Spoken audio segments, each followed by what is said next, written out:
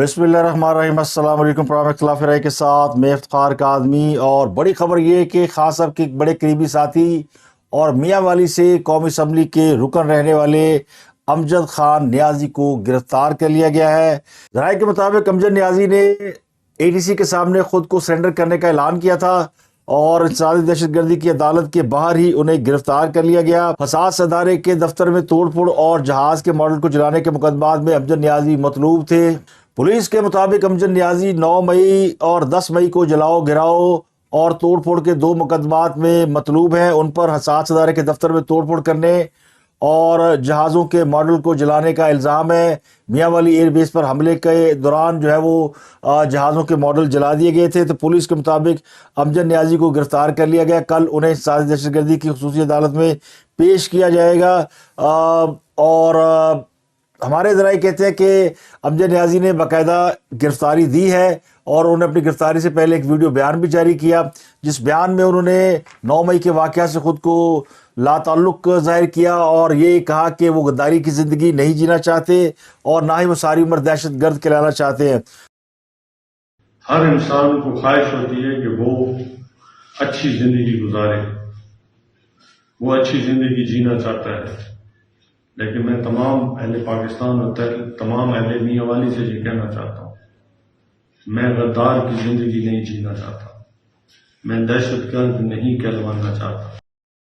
उन्होंने ये भी कहा कि वो गिरफ्तारी देने की इसलिए ख्वाहिश रखते हैं कि वो नहीं चाहते कि वो मफरूर रहे और उनकी ज़िंदगी जो है वो इसी तरह भागते दौड़ते गुजरे। तो वो चाहते हैं कि उनको इंसाफ मिले। तो उन्होंने इंसाफ के हसूल के लिए बाकायदा गिरफ्तारी दे दी है। उनका मौक़िफ़ ये कि अगवा होने से बेहतर है कि गिरफ्तारी दे दी जाए। अमजद नियाज़ी ने गिरफ्तारी दी है और पुलिस कहती है कि हमने उन्हें बाकायदा गिरफ्तार किया है और अदालत के बाहर से गिरफ्तार किया है। अब कल उन्हें अदालत में पेश किया जाएगा। इसके अलावा बूरेवाला से एक और PTI के रहनुमा की गिरफ्तारी जाहिर कर दी गई है।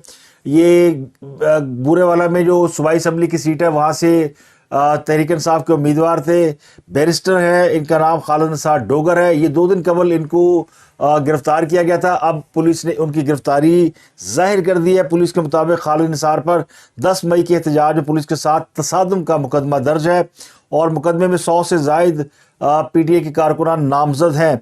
और पुलिस के मुताबिक खालिद निसार के खिलाफ मुकदमे में दहशतगर्दी की दिफात शामिल है और उन्हें खुफिया इतला पे गिरफ्तार किया गया है।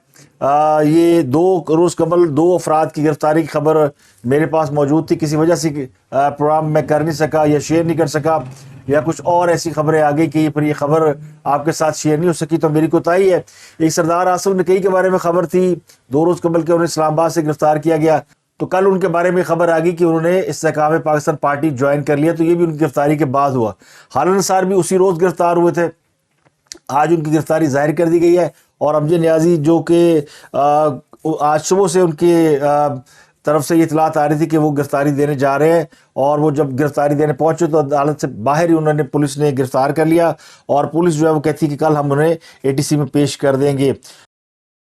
तो ये इमरान खान साहब के लिए एक बड़ा झटका है। कल उनकी एक और PTI ख़वातीन विंग की रहनुमा कुदरत नियाज़ी वो भी उन्हें छोड़ गई हैं। और इस तरह नियाज़ियों के अपने फैमिली यानी जो नियाज़ी फैमिली है, खास साहब की अपनी फैमिली, वो भी तोड़ फोड़ का शिकार है और उसमें बहुत से लोग जो है वो पार्टी छोड़ रहे हैं। और मियाँ वाली में जो इमरान खान खुद इलेक्शन लड़ने के ख्वाहिशमंद हैं, तो वो इलेक्शन तो नहीं लड़ेंगे, नाहिल करार पा चुके, तो उनकी जगह पर जो लोग खड़े हैं वो भी ज़ाहिर है नियाज़ी फैमिली के लोग हैं।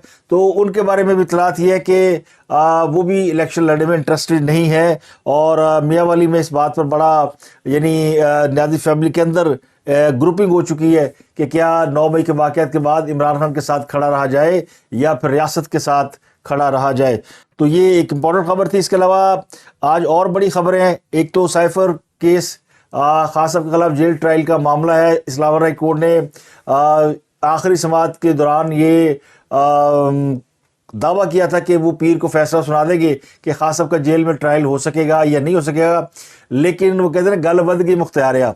आज भी इस्लामाबाद हाई कोर्ट उस पर कोई हतमी फैसला नहीं दे सकी और हुक्म इम्तना में तोसी कर दी गई, जिससे लगता यूँ है, तासुर ये आ रहा है कि अदालत जो है वो साइफर केस को चलाने की राह में समझती है कि اس کو بھی ڈیلے کیا جائے, وہ چلایا نہ جائے اور کچھ اور ایسی ہیپننگ ہو جائے, کوئی موضوع ہی ہو جائے کہ خاصا باجن اور سائفر کیس نہ چلے.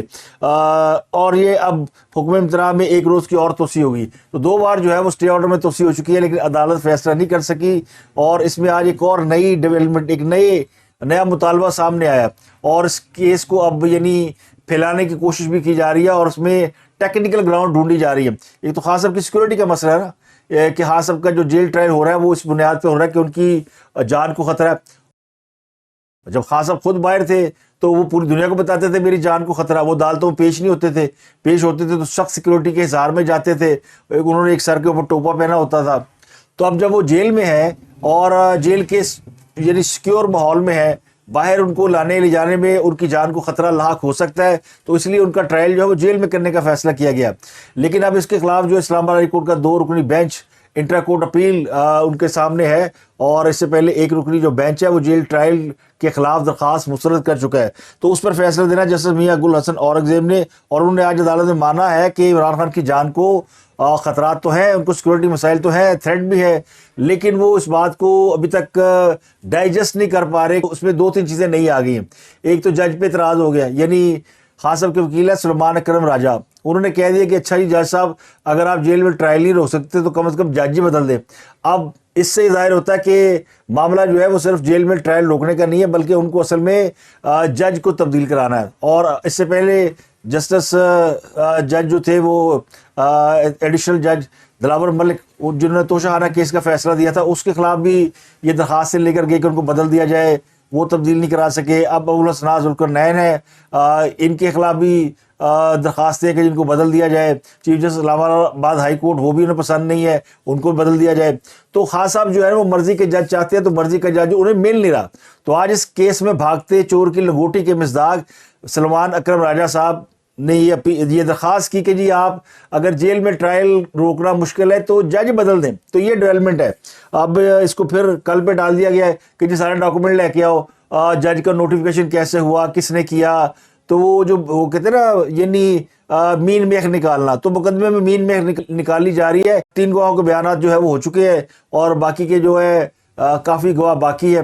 تو 18-20 گواہ ہے جو کہ ایف آئی اے نے تیار کیے ہوئے ہیں, ان کو پیش ہونا ہے. تو اب وہ گواہی کے جو مراحل ہے نا ان کو ڈیلے کرنے کے لیے بس پھر سمجھ لو تسی کی ہو رہا ہے. تو اس کیس میں ابھی ججوں کا بس نہیں چل رہا کہ عمران خان صاحب کی کو جا کے جیل سے چھڑوا دیں اور کہ جناب جاؤ عیش کرو میاں, کوئی آپ کا کچھ نہیں کر سکتا. تو اس کیس کو صرف کھینچا جا رہا ہے. تو آج ایک اور بڑی ڈیولپمنٹ تھی, 2 بڑے معاملات تھے. ایک تو جسٹس مظاہر اکبر نقوی کے خلاف جو ریفرنس ہے سپریم جوڈیشل کونسل میں, اس کا فیصلہ ہونا ہے. ہو سکتا ہے جب تک یہ ویلاگ آپ تک پہنچے فیصلہ آ چکا ہو. ان کے بچنے کے چانسز جو ہے وہ نہ ہونے کے برابر ہے. انہوں نے آج سپریم کورٹ میں اس معاملے کو چیلنج بھی کر دیا, اور انہوں نے 5 بڑے چوٹی کے وکیل کھڑے کر دیے. اب اس معاملے کا بڑا دلچسپ پہلو ہے کہ سپریم کورٹ کا ایک بڑا ہی معتبر جج وہ اپنی وکالت خود نہیں کر سکتا. جسٹس قاضی فائزہ کے خلاف جب ریفرنس آیا تھا تو اپنا کیس وہ خود لڑے تھے, کیونکہ وکیل سے ہی بندہ جج بنتا ہے. لیکن یہاں جج صاحب کی حالت جو ہے وہ پتلی ہوئی ہے, ان کی باقاعدہ کام پہ ٹانگ رہی ہے. تو انہوں نے 5 وکیل جو ہے تگڑے کھڑے کر دیے. اب یہ وہ وکیل ہے کہ بعض جو ہے نا وکیل اور ججوں کی بڑی دوستی بھی ہوتی ہے, اور وکیل جو ہے وہ من پسند ججوں کے سامنے فیصلے بھی لگوا لیتے ہیں, تو فیصلہ بھی مرضی کا آ جاتا ہے, فیس بھی اچھی مل جاتی ہے, وکیل کا جو ہے پروفائل وہ بھی ہائی ہو جاتا ہے, جی بڑا تگڑا وکیل ہے, بڑے مقدمے جیتتا ہے بھئی, کہ جج مرضی سے بیٹھا ہوا ہے. اب میں یہ نہیں کہتا ہوں کہ یہ وہی وکیل ہے, لیکن آپ دیکھیں اتنے چوٹی کے وکیل کی اکبر مظاہر علی اکبر نقوی صاحب فیس ادا نہیں کر سکتے. اگر وہ فیس دے کر یہ وکیل کھڑے کرے تو وہ کنگال ہو جائے. تو ایک تو بہت سے دوست کہہ رہے ہیں ہمارے جو رپورٹر ہیں وہاں پہ کورٹ رپورٹر کے, جی بڑے بھاری معاوضے پہ وکیل ہائر کیے گئے, لیکن میری اطلاع یہ کہ کسی کو ایک ٹکا نہیں دینا انہوں نے. اب وکیل ہیں ان کے لطیف کھوسہ صاحب مفتہ, علی ظفر ایڈوکیٹ مفتہ, مخدوم علی خان صاحب فری, ممتاز ہاشمی فری, اور خواجہ حارث صاحب جو نواز شریف کے اور عمران خان دونوں کے وکیل رہے ہیں. تو خواجہ حارث صاحب بڑے وکیل ہیں. تو یہ 5 چوٹی کے وکیل ہیں, ان میں کوئی بھی وکیل ایسا نہیں جس کو آپ کہیں کہ یہ نچلے درجے کا وکیل ہے. یہ جسٹس مظاہر علی اکبر نقوی کا سپریم کورٹ میں کیس لڑنے کے لیے یعنی ان کی خدمات حاصل کی گئی. ابھی تو خیر وہ کیس سپریم کورٹ میں سماعت کے لیے مقرر نہیں ہوا, درخواست کی گئی ہے, چیلنج کیا گیا ہے. لیکن یہ وکیل جو ہے وہ پھر ان کی فیس نہیں ہے، فیس ویلر لڑیں گے، اور لڑیں گے اس لیے کہ جج صاحب اپنے جج صاحب نے ان کے لیے، پھر اگر جج صاحب وکیلوں کے لیے اتنا کچھ کر سکتے ہیں تو جج صاحب کے لیے کوئی کچھ کیوں نہیں کر سکتا. اور جج صاحب کے لیے صرف یہی نہیں ہو رہا، جج صاحب نے اور بھی ہاتھ پاؤں مار رکھے ہیں. میں آپ کو بتا دیتا ہوں کہ آج ایک بڑا دلچسپ واقعہ ہوا. اسی طرح کا ایک ریفرنس جسٹس سردار طارق کے خلاف بھی ہے. یہ ریفرنس اس وقت دائر ہوا جب جسٹس مظاہر علی اکبر نقوی کے خلاف ریفرنس دائر ہو چکا تھا، اور جسٹس عمر عطا بندیال صاحب پاکستان کی عدالت عظمیٰ کے اوپر براجمان تھے، اور ہم خیالوں کا ایک تصور عدالتوں کے اندر پایا جاتا تھا. تو جسٹس عمر عطا بندیال صاحب نے اس شکایت کے بعد، یعنی ایک خاتون نے شکایت کی جسٹس سردار طارق کھوسہ کے خلاف کہ ان کے جو ٹیکس ریٹرن ہے یہ میچ نہیں کرتے، اور جج کے سارے ٹیکس ریٹرن اور کھاتے جو کہ کوئی عام آدمی حاصل نہیں کر سکتا، نہ ججوں کے نہ جرنیلوں کے، آپ کو اثاثے اور ان کی جو ڈیٹیلز ہیں، انکم ٹیکس کی جو تفصیلات ہے، وہ آپ قانونی طور پہ حاصل نہیں کر سکتے، پابندی ہے اس کے اوپر. لیکن وہ خاتون ایک آئی، اس کے پاس سارے ڈاکومنٹس ہیں، اس نے کہا جناب یہ تو ان کے معاملات خراب ہیں، اور انہوں نے سپریم جوڈیشل کونسل میں شکایت کر دی. عمر عطا بندیال صاحب نے ماریاں چھالا، اور انہوں نے پھر بٹھانا شروع کر دیا جس سے مظاہر علی اکبر نقوی کو اپنے بینچ میں، اور کہا کہ یہ جو ہے وہ یعنی یکجہتی کا پیغام دیا انہوں نے، یعنی کہ آپ کچھ بھی کر لیں، میں نے اس کو نہیں ہٹانا، آپ جتنی مرضی سپریم جوڈیشل کونسل میں درخواستیں دائر کر لیں. پھر انہوں نے آمنہ ملک کی درخواست آنے کے بعد، شکایت آنے کے بعد، سردار طارق کھوسہ کو کیا فون، اور اسے کہا کہ جناب وہ تہاڈی بھی ایک شکایت آئی ہے، دسو ہن کی کرنا جے، یعنی مکمکا کر لو. مظاہر علی اکبر نقوی کا جو معاملہ آپ کے پاس آیا ہوا ہے آپ اسے کلیئر کر دیں، آپ کا یہ شکایت جو ہے وہ قابل سماعت ہی نہیں ہے. جس طرح انہوں نے جسٹس عائشہ ملک کی درخواست کو ناقابل سماعت قرار دیا، جاوید اقبال کے خلاف درخواست کو ناقابل سماعت قرار دیا.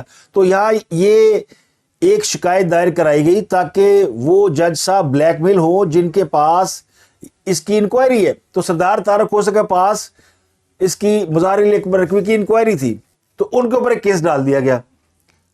تو وہ بڑے اپرائٹ قسم کے جج ہیں، انہوں نے کہا کہ جناب وہ غصہ کر گئے. انہوں نے عمر عطا بندیال سے کہا کہ آپ کے پاس اگر درخواست آئی ہے چیف جسٹس صاحب تو آپ کو مجھے فون نہیں کرنا چاہیے تھا، آپ کو اس کو لیگل پروسیس میں ڈالنا چاہیے تھا. تو عمر عطا بندیال کا یعنی اپنا سا منہ لے کے رہ گئے، اور یعنی وہ کچھ نہیں کر سکے، سردار طارق کو مائل نہیں کر سکے، پیچھے ہٹے. تو ان کی شکایت بھی جو ہے وہ پھر سپریم جوڈیشل کونسل میں لگا دی گئی، اور پھر اس کی درخواست کی سماعت بھی ہوئی. آج بھی اس کیس کی سماعت تھی، اور شکایت کنندہ کو بلایا گیا، آمنہ ملک ان کا نام ہے، اور یہ لاہور میں ہیومن رائٹس اور یہ جو موم بتی مافیا ہے یہ اس گروپ کا حصہ ہے.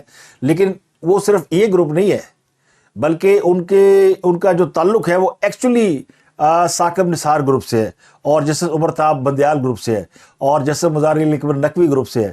جسٹس مظاہر علی اکبر نقوی کے صاحبزادے لاہور میں پریکٹس بھی کرتے ہیں، اور ان کے ساتھ پریکٹس کرنے والے اور ہیومن رائٹ ایکٹیوسٹ ہمارے دوست، ٹیلی ویژن کی ممتاز شخصیت، تجزیہ نگار، عمران خان کے بڑے ڈائی ہارڈ فین، اور پھر ثاقب نثار صاحب کے فرنٹ مین. اب میں نے اتنے ساری باتیں کر دی اپنے دوست کے بارے میں، برا ہی نہ مان جائے، لیکن وہ ایک یعنی ایسی شخصیت ہے جس کے بارے میں ہم کہتے ہیں یار یہ بڑی ہمہ یارہ دوزخ ہمہ یارہ جنت والی شخصیت ہے. یعنی وہ یاریاں نبھانے والا بندہ ہے جس کا نام ہے عبداللہ ملک. معروف آدمی ہے، لو پروفائل میں رہتا ہے. تو ان کی یہ اہلیہ ہے آمنہ ملک. اب عبداللہ ملک کا سارا تعلق جو ہے وہ ثاقب نثار صاحب سے ہے، بڑا گہرا تعلق ہے.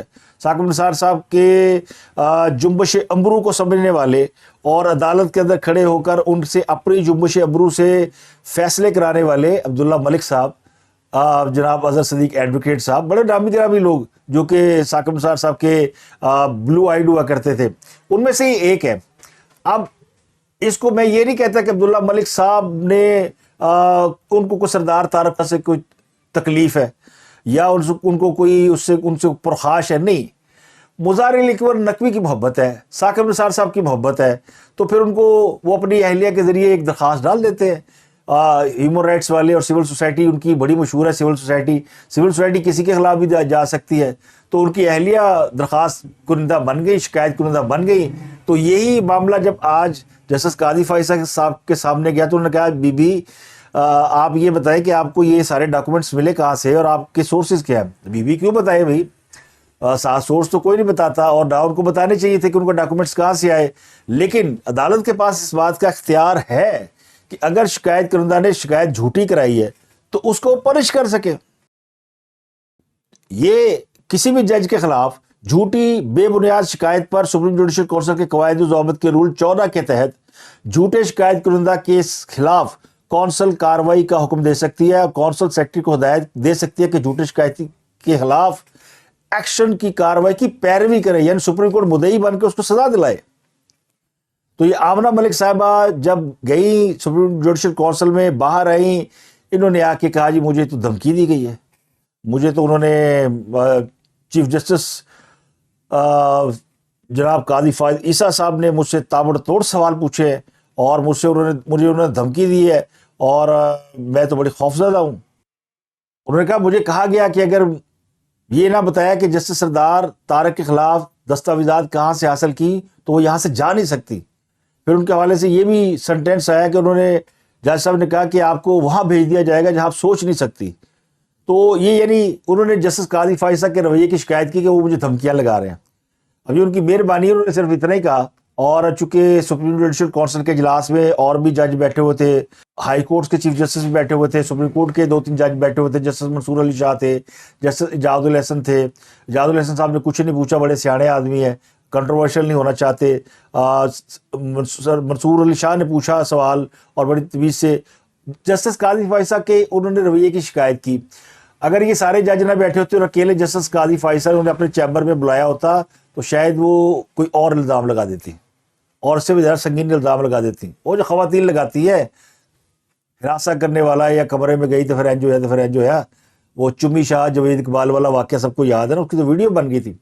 تو یہ تو جج صاحب نے سب کے سامنے بھری محفل میں ان سے باتیں کی، تو اگر انہوں نے کوئی خراب بات کی ہوتی تو باقی کے جج ان سے آرگو کر لیتے کہ جی بات ٹھیک نہیں ہے جو آپ کر رہے ہیں۔ اور یہ بھی ان کا الزام برائے الزام ہے جو میں سمجھتا ہوں آمنہ ملک صاحبہ سے ابھی جسٹس صاحب نے بڑا نرم رویہ رکھا ہے، ان کو سزا نہیں دی۔ جو میں آپ کو قانون بتا رہا ہوں اس کے مطابق سزا دی جا سکتی ہے، تو ایک مخصوص گروپ نے اس کے بعد پھر رولا پاتا، او جی دیکھیں آمنہ ملک کو دھمکی دے دی جج صاحب نے، یہ ہو گیا وہ ہو گیا، ہراساں کر دیا، اور یہ یعنی بے سروپا باتیں، پروپوگنڈا۔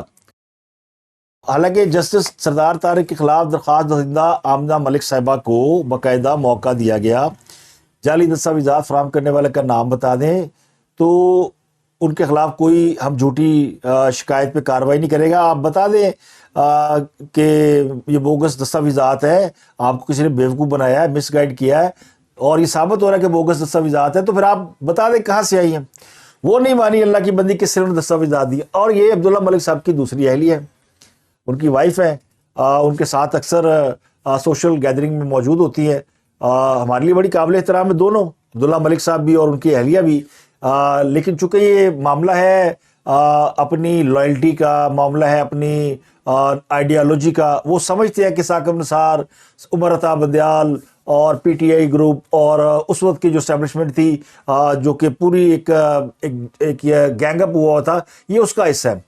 یہ خود سے ان کو باہر نکالنا مشکل ہوا ہوا کہ ایک گروپ میں رہ کر نظریات مل چکے ہیں، تو اب ان کا فرض بنتا ہے کہ وہ جسٹس ان کو بچائیں، نقوی صاحب کو۔ اب پتہ نہیں بچتے کہ نہیں بچتے، مدار علی اکبر نقوی صاحب، لیکن آمنہ ملک صاحب اپنی ساکھ سے کھیلیے۔ اب آمنہ ملک، عبداللہ ملک اور اظہر صدیق، یہ تینوں مل کر کام کرتے رہے ہیں اور اچھا کام کرتے رہے ہیں۔ میں ان کی کوئی بد تعریفی نہیں کر رہا، ہمارے تعلقات اچھے رہے ہیں۔ انہوں نے الطاف حسین کے خلاف بھی درخواست دی تھی، اور جو الطاف حسین کی زبان بندی ہوئی تھی، تحریر و تقریر پہ پابندی، وہ انہی سول سوسائٹی کی درخواست پر ہوئی تھی جس کی پیروی آمنہ ملک صاحبہ کر رہی تھی۔ تو اب آمنہ ملک صاحبہ سے صحافی نے بڑا پوچھا کہ جناب بتا دیں سورسز، انہوں نے نہیں بتایا۔ ان سے پوچھا کہ آپ کا کاغذات کہاں سے ہے، انہوں نے نہیں بتائے۔ تو یہ کاغذات جو ہے ان کو سپریم کورٹ کا کوئی یعنی سپریم کورٹ کی جو انٹرنل باڈی ہے، یا جو کم از کم چیف جسٹس کے عہدے پر رہا ہوا بندہ ہے، وہ تو پرووائڈ کر سکتا ہے نا، وہ تو منگا سکتا ہے کسی بھی جج کے سارے ڈاکومنٹس کہ لاؤ بیس کے کیا کیا ایسٹس ہیں اور کیا کیا ڈاکومنٹس ہیں، وہ کسی ادارے سے خفیہ طور پہ منگا سکتا ہے، تو وہ پرووائڈ کر سکتا ہے۔ تو آمنہ ملک صاحب یہ نہیں بتا رہے کہ کس نے انہیں پرووائڈ کیا ہے، تو اب ان کے خلاف کارروائی ہوگی یا نہیں ہوگی، لیکن فی الحال تو مجھے لگتا ہے کہ ان کو انہوں نے بس اتنا ہی تھوڑا سا دباؤ ڈال کے اور کہتے رہے ابھی ذرا پوچھنے کی کوشش کی تھی کہ شاید یہ بتا دے. وہ بڑی گھاگ اور بڑی تجربہ کار خاتون ہے اور ماشاءاللہ بڑی ڈاڈی ملکانی ہے. اس نے نہیں بتایا تو اب اس کا ایڈوانٹیج کون لے رہا ہے؟ پی ٹی آئی والے. ظلم ہو گیا، زیادتی ہوگی. ان کو ہر وہ بندہ جو کہ عمران خان صاحب اور ہم خیال گروپ اور یا اپرائٹ لوگوں کے حوالے سے نظر آتا ہے، یہ اس کی وکالت شروع کر دیتے ہیں اور اس کی حمایت شروع کر دیتے ہیں. اور جو عمران خان صاحب کے ساتھ ذرا سا دائیں بائیں ہو جاتا ہے، یہ اس کو گالیاں دینا شروع کر دیتے ہیں. اب علامہ جواد نقوی بڑی معتبر شخصیت ہے، اس سے پہلے انجینئر محمد علی مرزا، یہ دونوں کا تعلق سیاست سے نہیں ہے. لیکن چونکہ پاکستان میں کوئی بھی شہری سیاست سے لا تعلق خود کو رکھ نہیں سکتا. پاکستان کا جو قومی کھیل ہے وہ سیاست ہے. پاکستان کا جو سب سے بڑا بزنس ہے وہ سیاست ہے. پاکستانی کو سب سے بڑی ہابی سیاست ہے. پاکستانی کو اڑنا بچھوڑنا سونا سب سیاست ہے. تو عالم دین ہو، ڈاکٹر ہو، انجینئر ہو، مبلغ ہو، استاد ہو، جج ہو، جرنیل ہو، وہ سیاست سے خود کو لا تعلق رکھ ہی نہیں پاتے. یہ اب ہمارے خون میں رچ بس گئی ہے. ہمیں اور کوئی دھندا نہیں آتا. سب سے بڑا دھندا ہمارا کیا ہے؟ سیاست سیاست سیاست. تو اسی کی جو وہ بھیڑ چڑھ جاتے ہیں لوگ، پھر ان کی زبانیں پھسل جاتی ہیں، پھر کام خراب ہو جاتے ہیں، اور پھر کوئی اپنی رائے کا اظہار کر دیتا ہے، کسی کو برا لگ جاتا ہے. اب علامہ جواد حسن جو ہے وہ بڑے ہی معتبر عالم دین ہے. جس طرح انجینئر محمد علی مرزا صاحب کے خلاف کمپین چلائی گئی، جس میں انہوں نے عمران ریاض کو اپنے شاگرد ہونے کے حوالے سے باقاعدہ سرزنش کرتے ہوئے کہا کہ بھائی تجھے ایک خبر ملی، تو نے تصدیق کیوں نہیں کی؟ بعد میں تو کہتا ہے پھر جی مجھے فلاں نے بتایا فلاں نے بتایا.